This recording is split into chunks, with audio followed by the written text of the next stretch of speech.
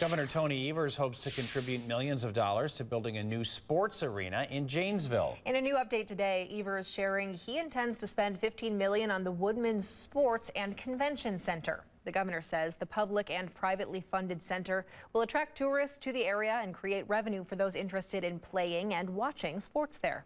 And this facility that I just mentioned will bring unlimited opportunities to the Janesville area, with a new main arena area and a multi-purpose convention, sports, and event spaces that will pull crowds from Madison and Milwaukee and Chicago and places beyond.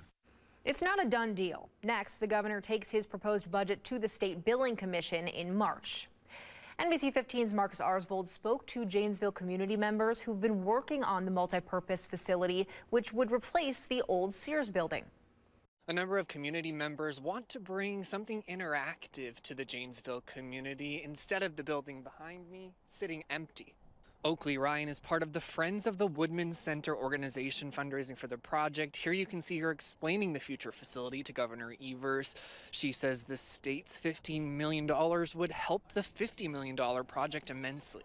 So this is the next logical step to say this is a community that has a great quality of life, and you don't have to go somewhere else. Stay here, and that's why I'm so excited about it. Coming up at 6, other community members weigh in on the project. In Janesville, Marcus Arsvold, NBC 15 News.